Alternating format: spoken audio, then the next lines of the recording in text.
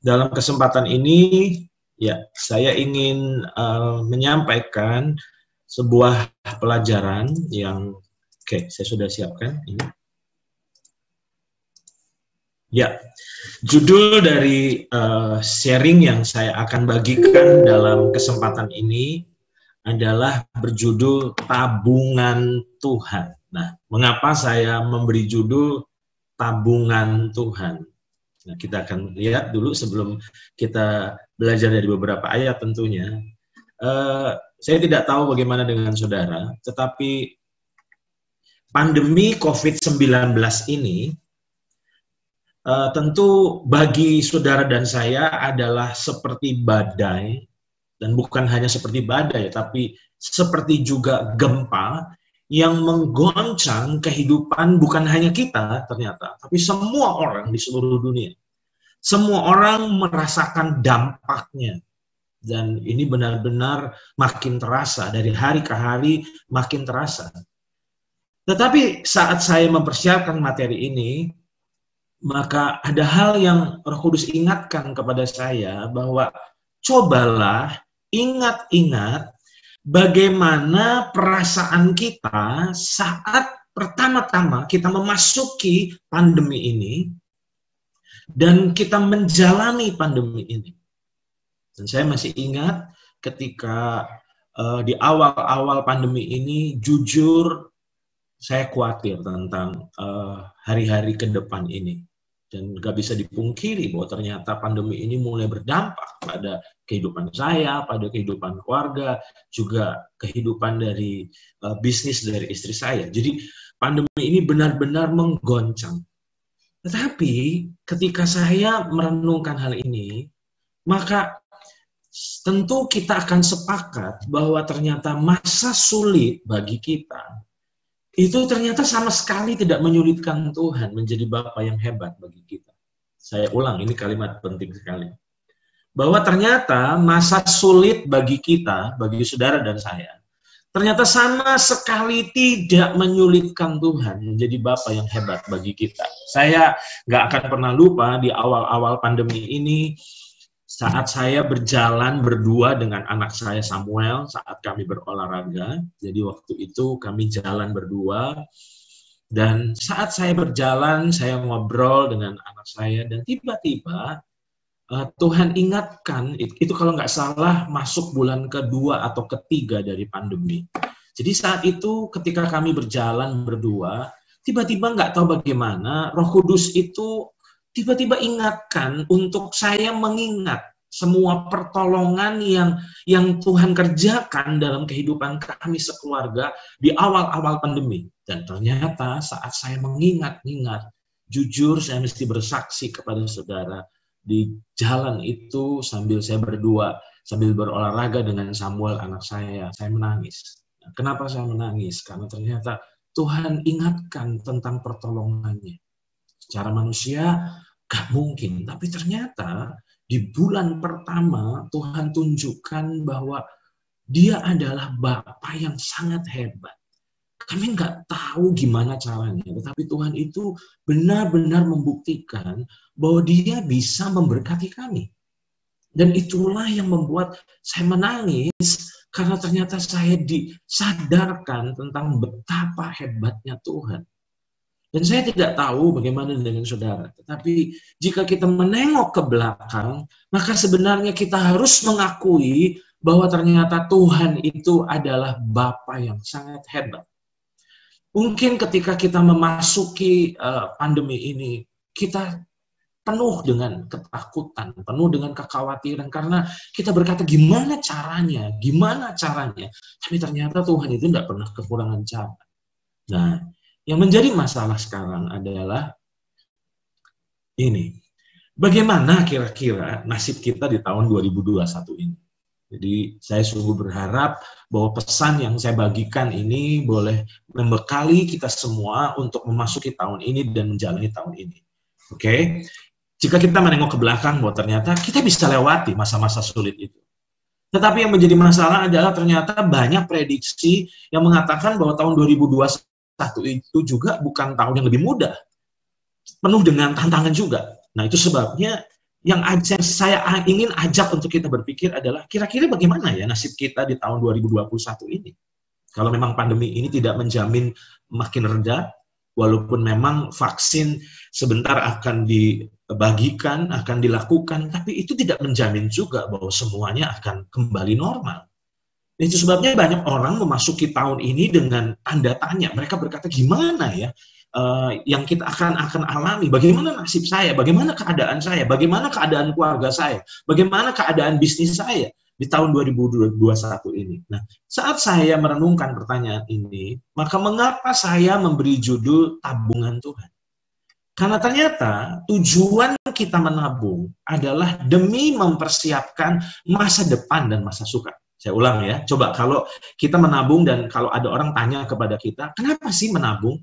Jawabannya pasti adalah tujuan kita menabung adalah demi kita mempersiapkan masa depan. Demi kita juga mempersiapkan masa sukar. Sehingga ketika masa sukar itu tiba, kita udah punya persediaan keuangan sehingga akhirnya kita bisa nggak mengalami kesulitan karena kita bisa cover semuanya karena ada tabungan. Nah, mengapa saya memberi judul tabungan Tuhan? Nah, ternyata tabungan Tuhan dalam kehidupan anak-anaknya, yaitu saudara dan saya, bukanlah uang. Kalau kita menabung uang, tapi sebenarnya Tuhan itu punya tabungan, dan tabungannya itu dalam hidup kita, itu bukanlah uang. Tapi ternyata sebenarnya tabungan Tuhan dalam kehidupan kita semua adalah pengalaman-pengalaman akan kesetiaannya dalam kehidupan kita. Saya ulang, ini penting sekali bahwa ternyata sebenarnya Tuhan itu menabung dalam kehidupan kita, bukan uang, tapi sebenarnya pengalaman-pengalaman akan kesetiaannya. Ingat, tadi saya katakan bahwa tujuan menabung adalah demi mempersiapkan masa depan dan masa sukar. Sekarang, saya mau ajak untuk kita belajar di dalam Injil Matius pasal 14, ayat 14 sampai ayat 21. Nah, jika kita memperhatikan ayat-ayat ini, maka kisah ini adalah kisah yang sangat familiar bagi kita, karena kita sering membacanya. Kita sangat menghafal tentang kisah daripada perumpamaan, daripada kisah ini dalam Matius pasal 14, ayat 14 sampai 21. Kisahnya adalah saat itu Yesus mengadakan mujizat untuk memberi makan orang banyak yang jumlahnya 5.000 orang laki-laki dengan hanya bermodalkan 5 roti dan 2 ekor ikan. Dari sekolah minggu kita sudah membaca, sudah mempelajari kisah ini, sehingga tadi saya katakan kita sangat familiar dengan peristiwa ini. Nah, apa yang saya ingin bagikan dari Matius 14 ayat 14 sampai 21? Tentu saudara bisa mempelajarinya setelah selesai pemberitaan firman ini. Alangkah baiknya untuk kita membaca sehingga kita bisa menangkap secara utuh.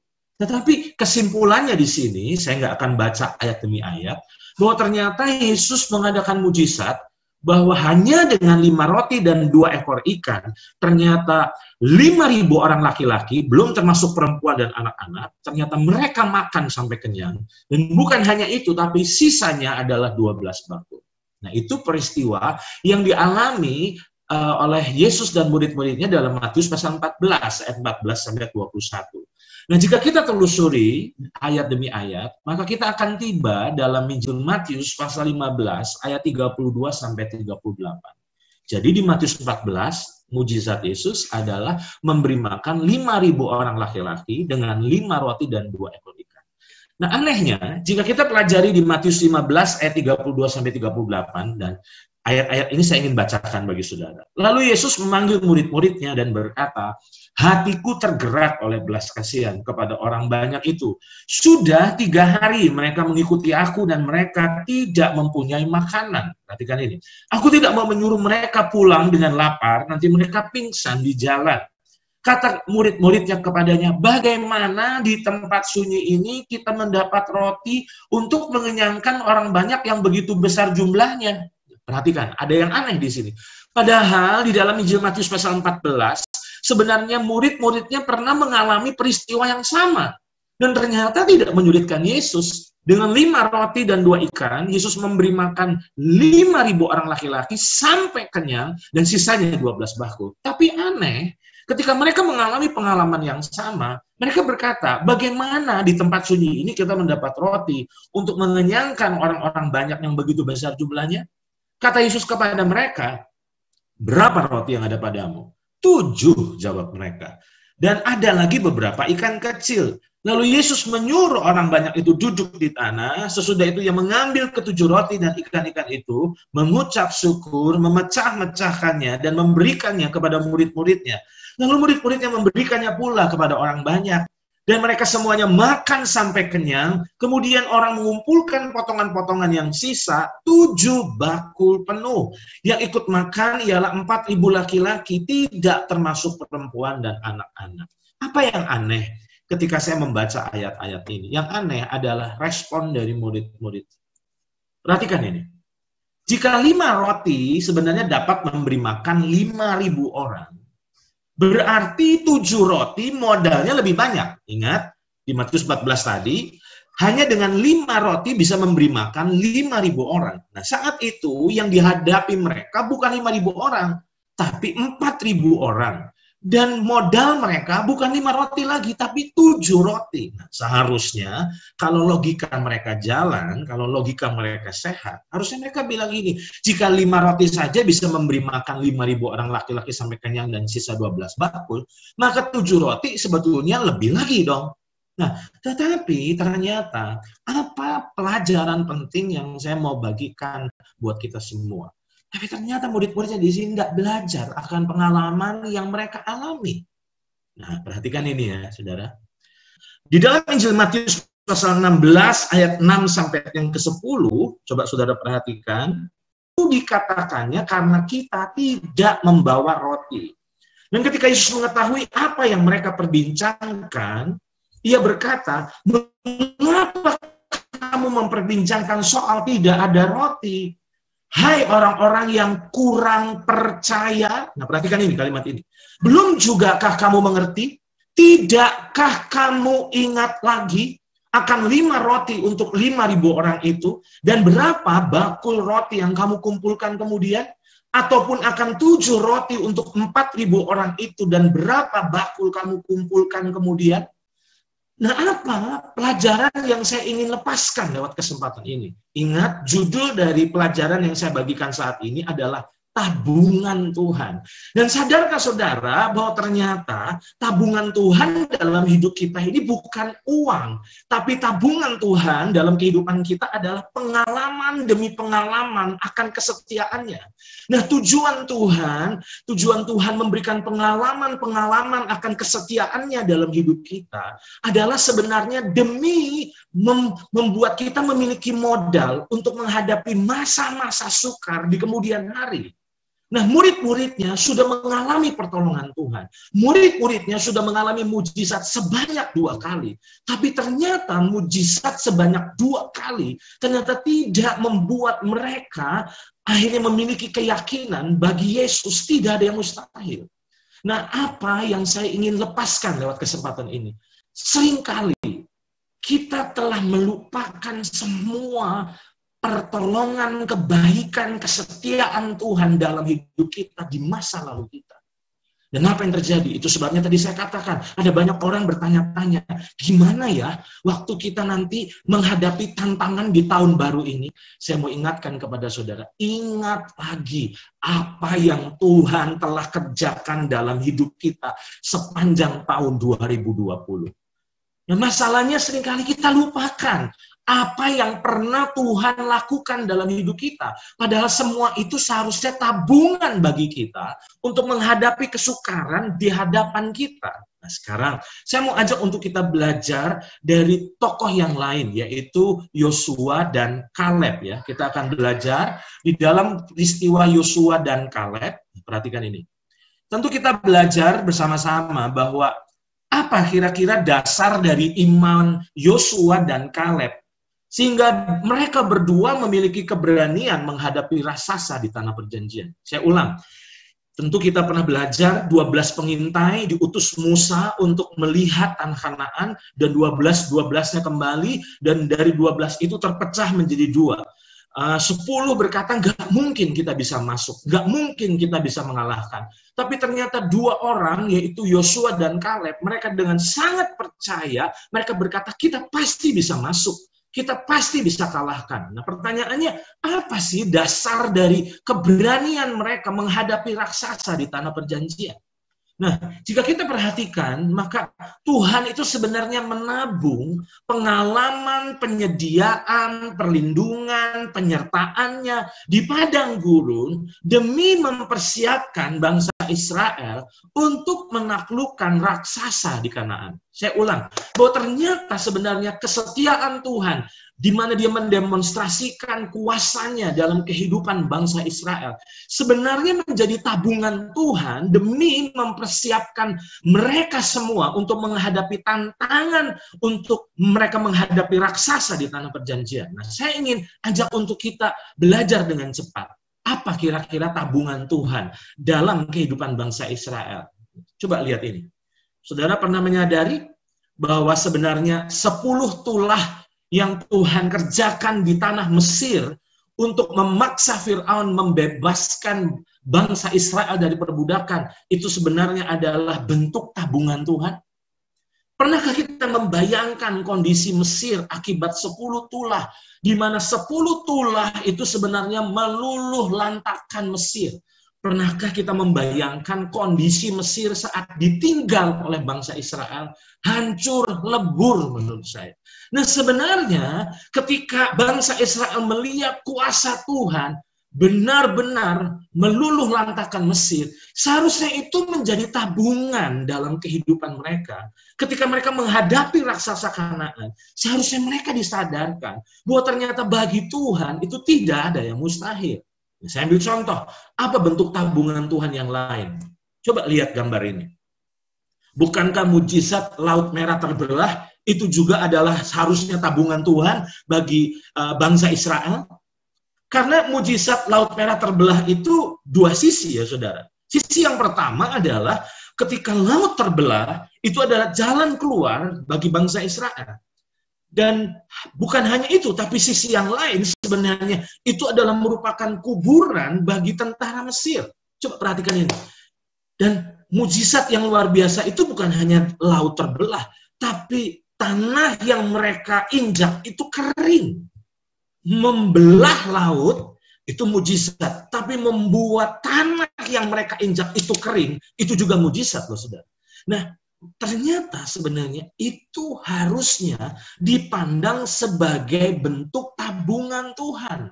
Nah, sekarang kita mengerti mengapa Yosua dan Kaleb itu kok dengan berani mereka berkata, kita pasti bisa masuk, kita pasti bisa kalahkan. Karena mereka sudah memiliki tabungan tentang kuasa Tuhan di masa lalu. Nah, sekarang saya mau ajak untuk kita belajar lagi tentang apa sih tabungan Tuhan dari dalam kehidupan bangsa Israel. Bentuk tabungan Tuhan selanjutnya, tiang awan. Bayangkan, tiang awan melindungi dari panas teriknya padang gurun saat di siang hari. Bisa dibayangkan, padang gurun itu panas terik dan benar-benar bisa menyiksa. Tapi ternyata Tuhan dengan luar biasa memberikan tiang awan untuk membuat mereka akhirnya tidak mengalami panas teriknya. Sehingga itu seperti payung buat mereka. Nah, bukan hanya itu. Yang kedua, tabungan Tuhan selanjutnya adalah tiang api. Tiang api itu bukankah itu adalah bentuk tabungan Tuhan? Di mana tiang api itu melindungi dari dinginnya padang gurun saat di malam hari. Selama 40 tahun, tiang api tidak pernah meninggalkan mereka. Setiap malam selalu menghangatkan mereka. Nah, bukan hanya itu. Perhatikan ini. Tabungan Tuhan selanjutnya adalah mana? Mana diberi Tuhan menjawab kebutuhan pangan selama 40 tahun, luar biasa. Mereka tidak pernah kelaparan karena mana diturunkan untuk mencukupi kebutuhan pangan mereka. Kembali, Tuhan itu sebenarnya menabung banyak sekali pengalaman dalam kehidupan bangsa Israel. Nah, sangat disayangkan, mayoritas dari bangsa Israel itu tidak melihat itu sebagai bentuk tabungan Tuhan. Mereka melupakan semua pengalaman dengan Tuhan di masa lalu mereka. Sedangkan Yosua dan Kaleb mengingat semua itu. Nah, ada dua hal lagi yang saya ingin ajak untuk kita belajar. Apa sih bentuk tabungan Tuhan dalam hidup bangsa Israel selanjutnya? Perhatikan ini. Ternyata turunnya mana menurut saya bukanlah mujizat satu-satunya. Karena bagaimana dengan kebutuhan air minum mereka? Nah, tentu kita pernah belajar bahwa kebutuhan air mereka selama 40 tahun itu nggak mudah loh, saudara. Ingat, dicatat mereka itu berjumlah sekitar 600.000 orang laki-laki, belum yang wanita dan anak-anak.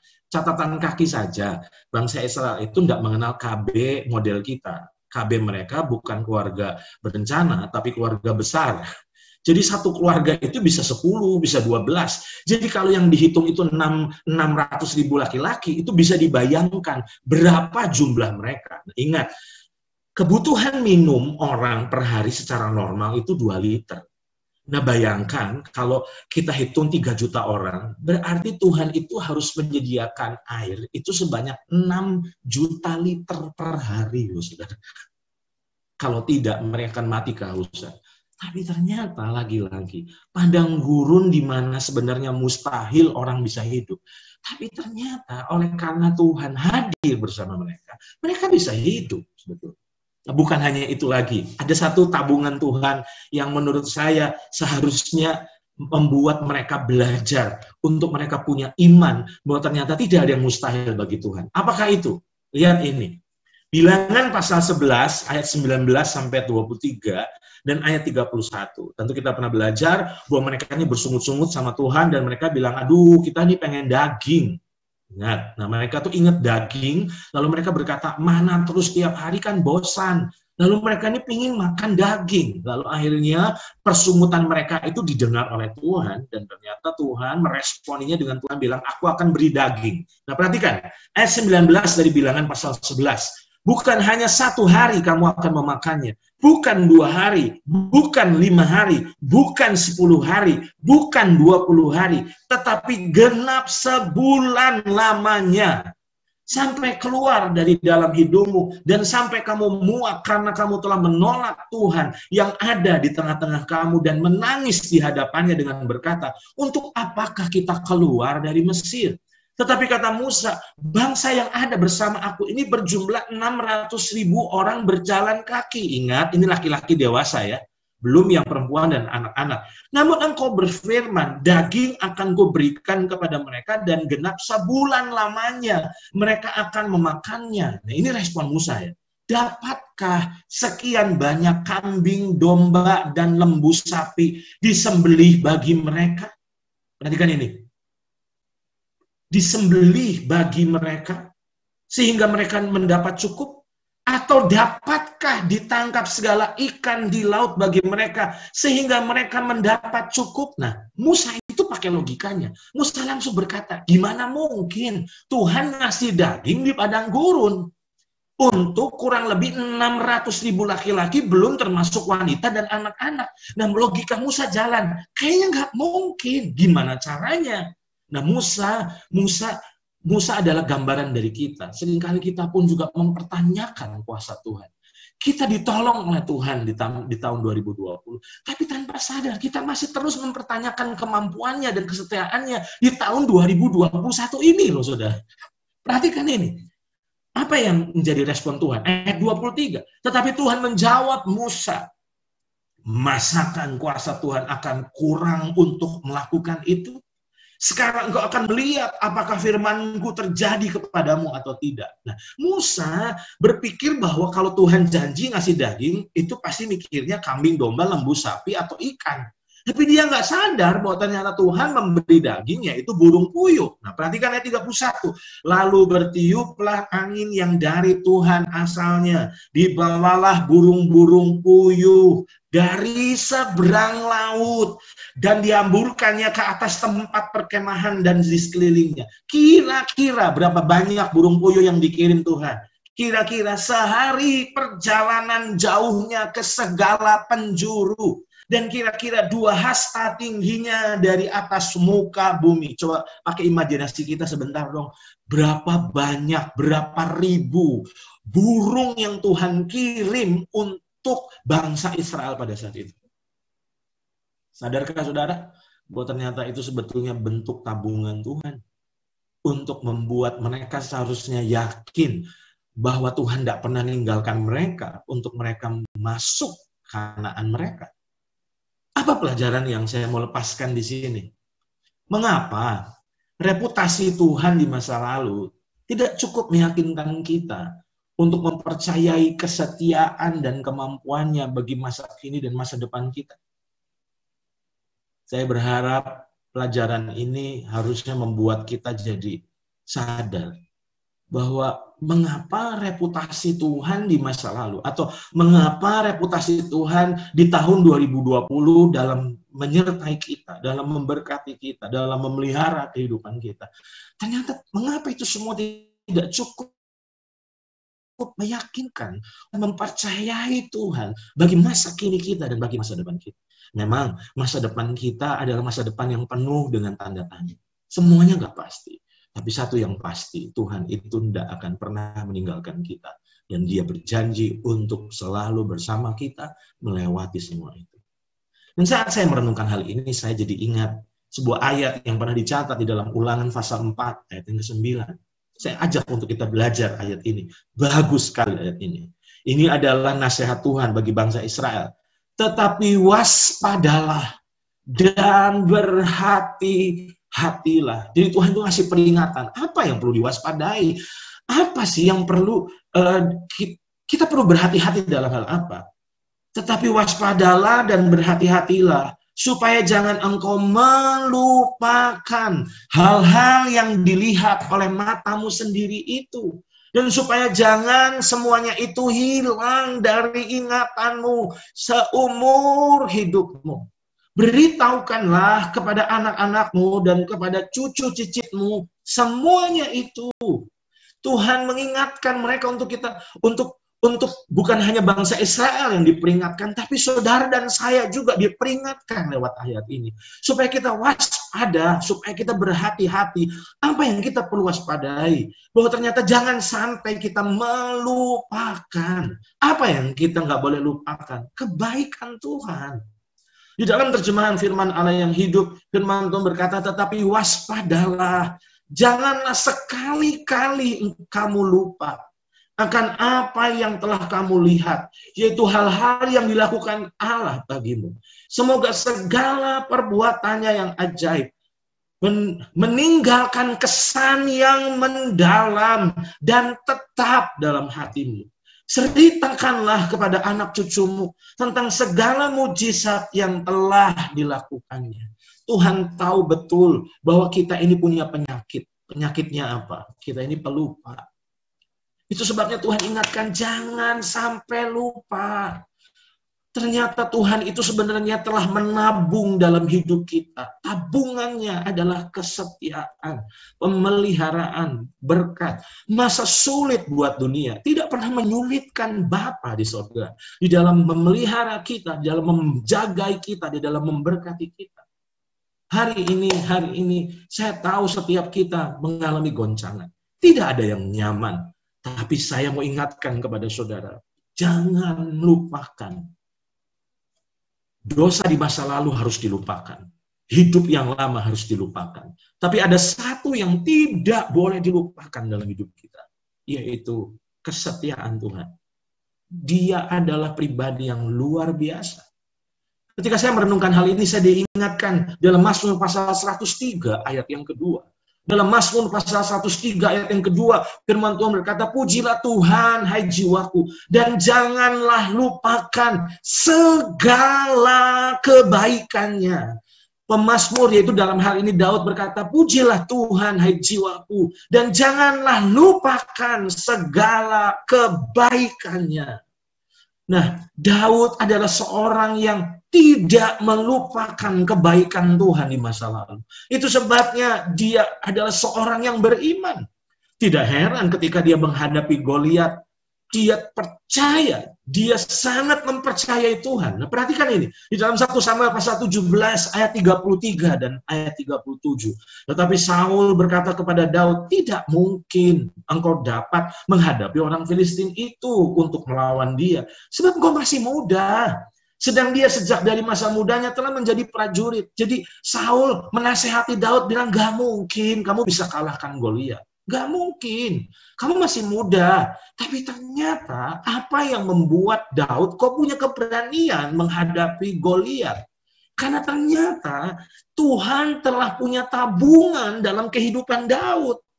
Dan Daud tidak melupakan kebaikan Tuhan. Nah, perhatikan ayat 37. Pula kata Daud, Tuhan yang telah. Perhatikan kata telah. Jadi ini adalah pengalaman bersama dengan Tuhan di masa lalunya. Itu adalah tabungannya. Nah, pula kata Daud, Tuhan yang telah melepaskan aku dari cakar singa dan dari cakar beruang. Dia juga, perhatikan kata akan. Perhatikan kata ini penting. Kalau tadi Tuhan yang telah, jadi berarti ini bicara pengalaman dengan Tuhan di masa lalu, ternyata itulah yang menjadi rahasia keberanian. Dia katakan, dia juga akan melepaskan aku dari tangan orang Filistin itu. Kata Saul kepada Daud, pergilah, Tuhan menyertai engkau. Saya berdoa biar pesan ini boleh menyadarkan kita, membuat kita malu dengan Tuhan. Kalau kita terus mempertanyakan kesetiaannya, kita meragukan kebaikannya, kita meragukan tanggung jawabnya. Harusnya membuat kita malu, karena sebenarnya yang membuat kita ragu, yang membuat kita takut, yang membuat kita khawatir, karena ternyata kita telah melupakan kebaikan Tuhan di masa lalu. Perjamuan kudus seharusnya menjadi point of contact untuk mengingatkan kita terus akan kebaikan Tuhan. Apa sih yang luar biasa dari perjamuan kudus? Karena setiap kali kita melakukan perjamuan kudus, sebenarnya kita kembali diingatkan tentang kasih Tuhan, tentang keseriusan Tuhan di dalam mengasihi kita. Kalau nyawanya saja dia beri, kalau nyawanya saja dia tidak tahan, masakan semua yang kita butuhkan di masa kini dan masa depan, dia tidak akan sediakan, dia tidak akan cukupkan. Nah, saya berdoa supaya setiap kali kita melakukan perjamuan kudus, itu bukan bicara sebuah ritual agamawi, tapi itu adalah sebuah saat di mana kita kembali mengingatkan diri kita bahwa ternyata Tuhan sangat serius dalam mengasihi kita. Tabungan-tabungan Tuhan di masa lalu seharusnya tidak dilupakan. Karena itu adalah bekal dari Tuhan untuk kita mengarungi masa-masa sulit, masa-masa sukar dengan satu keyakinan bahwa kalau dia di masa lalu tolong kita, maka dia yang sama akan selalu tolong kita di masa kini dan masa mendatang. Dan saya mau akhiri dengan hal ini. Saya akan masuk ke bagian akhir, bahwa jangan pernah menurut saya mendikte Tuhan dengan pengetahuan dan pengalaman kita. Tanpa sadar, kita telah mengkotakkan Tuhan, kita telah membatasi Tuhan dengan pengetahuan dan pengalaman kita. Kita selalu berpikir bahwa, kayaknya kalau Tuhan kerja itu pasti seperti ini.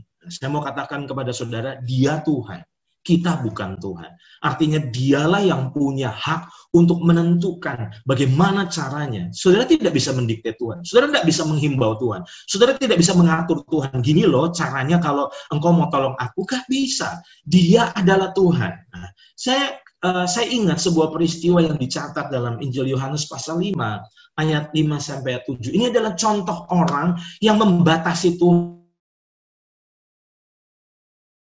dengan pengalamannya. Perhatikan ini. Di situ ada seorang yang sudah 38 tahun namanya sakit. Ketika Yesus melihat orang itu berbaring di situ dan karena ia tahu bahwa ia telah lama dalam keadaan itu, berkatalah ia kepadanya, maukah kau sembuh? Pertanyaan Tuhan itu simpel, mau sembuh enggak ya? Jawab orang yang sakit itu kepadanya, Tuhan. Nah, kembali lagi.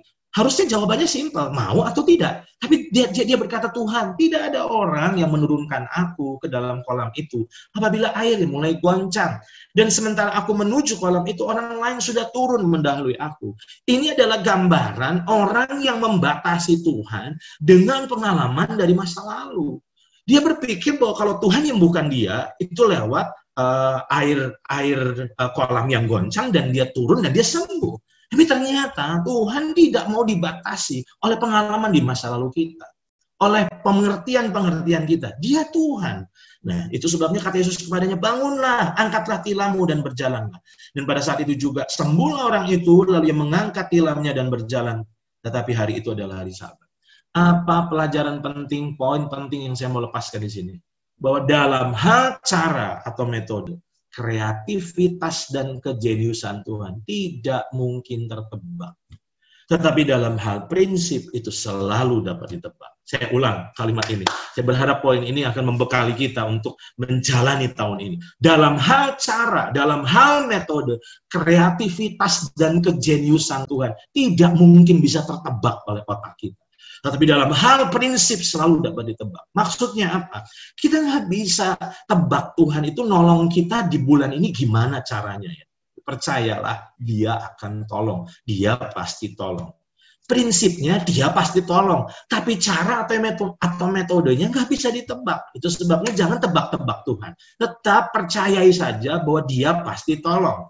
Nah sekarang masalahnya, mengapa Tuhan itu sering merubah-rubah caranya saat dia menolong kita? Pernah menyadari saudara bahwa Tuhan itu sering merubah caranya saat menolong kita? Kenapa? Jawabannya adalah karena Tuhan ingin kita ini bergantung kepadanya, dan bukan bergantung pada cara yang dipergunakannya. Sedangkan penyakit kita ini suka bergantung pada metode. Padahal Tuhan mau kita bergantung pada Dia. Itu sebabnya, coba, kalau kita lihat ke belakang, track record-nya Tuhan, rekam jejaknya Tuhan, Dia tuh selalu nggak bisa ditebak. Ingat, prinsipnya bisa ditebak. Dia pasti menolong, tapi caranya nggak bisa ditebak. Nah, saat saya mempersiapkan materi ini, maka saya jadi ingat akan pengalaman dari Elia. Apa yang kita bisa pelajari dari Elia? Saya berharap gambar ini bicara banyak kepada kita. Bahwa cara dan waktu Tuhan mencukupi kebutuhan kita adalah hak prerogatifnya. Saya ulang ya, cara dan waktu Tuhan mencukupi kebutuhan kita adalah hak prerogatifnya. Kita nggak bisa paksa, kita nggak bisa tekan Tuhan, kita nggak bisa himbau Tuhan, gini loh Tuhan caranya. Jangan batasi Tuhan. Ingat, dia adalah Tuhan yang jenius, dia adalah Tuhan yang kreatif, dan percayalah dia pasti menyatakan pertolongan dalam hidup kita. Nah, gambar yang pertama ini adalah Elia saat dipelihara oleh Tuhan lewat burung gagak. Dengan cara yang mustahil, Tuhan memelihara kehidupan Elia di sungai Kerit dengan mengirim burung gagak. Tapi apakah Tuhan terus pakai cara itu? Tidak. Saat sungai Kerit kering, Tuhan merubah caranya dalam memelihara Elia. Dengan dia disuruh pergi ke Sarfat, dan di situ Tuhan berkata, aku akan memerintahkan seorang janda untuk memelihara hidupmu. Berarti dengan kata lain bahwa metode atau cara yang Tuhan pakai berubah. Nah, kenapa dirubah? Kecenderungan saya, dugaan saya adalah biasanya kalau penyakit kita, ini akhirnya tanpa sadar, Elia itu lebih bergantung sama burung gagaknya daripada Tuhan yang mengirim burung gagaknya. Bukankah itu yang kita alami juga? Seringkali kita membatasi Tuhan dengan caranya. Padahal ingat, dia nggak mau kita bergantung dengan caranya, dia mau kita bergantung dengan dia. Nah, gambar yang ketiga ini adalah ternyata Tuhan juga bisa pelihara Elia lewat apa? Lewat malaikat. Ketika Elia lari dari intimidasi Isabel, Tuhan mengirim malaikat untuk memberikan roti bakar, saudara. Nah, apa pelajaran yang kita bisa dapatkan dari kehidupan Elia? Bahwa cara Tuhan dalam menolong kita, waktu Tuhan dalam menolong kita, itu adalah hak prerogatifnya. Tapi percayalah, dia pasti tolong. Nah, saya akan tutup dengan ini. Mujizat, sebenarnya saya sering katakan ini, tapi saya ulang. Mujizat bukan hanya 5 roti, 2 ikan menjadi sisa 12 bakul. Tapi mujizat juga adalah ketika tepung dan minyak yang tidak pernah habis dan tidak berkurang. Mujizat 5 roti, 2 ikan itu mujizat pelipat gandaan. Sedangkan mujizat tepung dan minyak itu adalah mujizat pemeliharaan. Nah, mungkin Tuhan tidak melakukan mujizat pelipat gandaan selama tahun 2020 ini. Tapi bukankah dia mengadakan mujizat pemeliharaan? Pelipat gandaan sih tidak. Tapi bukankah sebenarnya dia mengadakan mujizat pemeliharaan? Nah, satu kali saya pernah bertanya kepada seseorang yang mengalami dampak dari pandemi ini. Lalu saya telepon, saya tanya kabarnya, dan saya bilang gimana kondisinya. Dia cerita, aduh bisnis hancur-hancuran. Lalu apa yang terjadi? Saya bilang, gimana? Tapi gimana? Tapi masih bisa makan kan? Dan dengan malu dia bilang, iya sih, makan sih bisa. Tapi bebelian nggak bisa, katanya. Bebelian nggak bisa. Saya mau katakan kepada saudara, ingat, lewat masa-masa sulit ini, sebenarnya ada waktunya Tuhan mendidik kita. Mungkin kita nggak bisa membeli apa yang kita inginkan, tetapi Dia selalu mencukupi apa yang kita butuhkan. Nah, saya akan tutup dengan ini, bahwa di dalam 1 Timotius pasal 6 ayat yang ke-8, firman Tuhan katakan, asal ada makanan dan pakaian, cukuplah. Saya berharap ayat ini menjadi pegangan buat kita, bahwa makan, minum, pakai, itu pasti menjadi tanggung jawab Tuhan. Sesulit apapun, sesukar apapun masa-masa yang akan kita alami ke depan. Tapi percayalah, Dia nggak akan pernah kehabisan akal, Dia nggak pernah kehabisan kuasa untuk menjaga kita sebagai anak-anaknya. Doa saya, UCC, mari bangkit. Jangan ragukan Tuhan. Gimana caranya supaya kita tidak ragukan Tuhan? Dengan menyadari bahwa Tuhan itu menabung dalam hidup kita. Apa tabungan Tuhan dalam hidup kita? Tabungannya adalah dengan pengalaman-pengalaman, kesetiaan demi kesetiaan yang Dia nyatakan di masa lalu kita. Yuk, ingatkan diri kita. Seringkali kita ini sering melupakan dan mudah sekali melupakan kebaikan Tuhan. Padahal sebenarnya kalau kita ingat lagi betapa ajaibnya Dia, betapa hebatnya Dia, maka sebenarnya itu adalah modal untuk meyakinkan godaan kita untuk meragukan Tuhan. Doa saya, tahun 2021 menjadi tahun di mana kita mengalami Tuhan lebih lagi.